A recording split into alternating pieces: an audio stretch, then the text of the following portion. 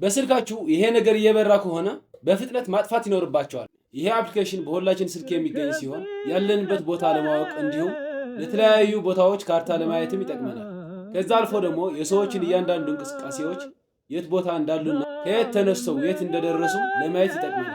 በዛሬ ቪዲዮ ሰዎች በዚህ አፕሊኬሽን ተጠቅመው እንዴት የእናንተ ሎኬሽን በስልካቸው እንደሚከታተሏችሁና እየተከታተሏችሁ ከሆነ ደግሞ በምን ማወቅ እንደምትችሉ እና እንዴት ማስቆም እንዳለባችሁ አንድ በአንድ አሳያችኋለሁ። ቪዲዮውን እስከ መጨረሻ ተመልከቱ። በመጀመሪያ እነዚህ ሰዎች ሎኬሽናችን እንዴት አድርገው እንደሚያገኙ አሳያችኋለሁ። በመጨረሻ ደግሞ እንዴት አድርገን እነዚህ ሰዎች ማስቆም እንዳለብን አሳያችኋለሁ።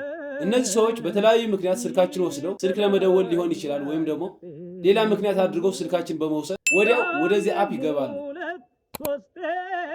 ከዛ በላይ ካለው የፕሮፋይላችን ምስል ተጭነው እዚህ ጋር ሎኬሽን ሼሪንግ የሚለው እንደገና ይገባሉ። ሼር ሎኬሽን በሚለው በመንካት ወደዚህ ፔጅ ያስገባቸዋል ማለት ነው። ከዛ ወደዚህ ከገቡ በኋላ እዚህ ከላይ የምታዩት ፎር ዋን ሃወር የሚል ጽሁፍ ያለበት ምንድነው? ሰዎቹ ሎኬሽናችን ለአንድ ሰዓት ብቻ መከታተል ከፈለጉ ለአንድ ሰዓት ይሉታል ማለት ነው።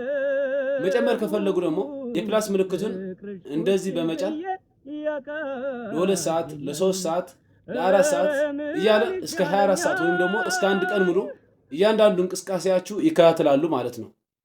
እዚህ ታች ደግሞ አንቲል ዩ ተርን ዚስ ኦፍ በሚል ከተደረገ ደግሞ እናንተ በራሳችሁ ወደ አፑ ገብታችሁ እስክታጠፉት ድረስ ለአንድ ዓመት ሊሆን ይችላል፣ ከዛም በላይ የእናንተ ሎኬሽን ይከታተላሉ ማለት ነው። ከዛ ይህ አድርገው ከጨረሱ በኋላ በስልካቸው ለመከታተል በእነዚህ አማራጮች ወደ ስልካቸው ሎኬሽን ሼር ያደርጋሉ ማለት ነው። ለምሳሌ በቴሌግራም ሼር ለማድረግ ከፈለጉ እዚህ ከታች ቴሌግራም የሚለው በመጫን እዚህ ጋር ሼር የሚለውን በመንካት እነዚህ ፐርሚሽኖች አለው ካሉት በኋላ ሊንኩን በስልካቸው ወደ ቴሌግራም ይልካሉ ማለት ነው።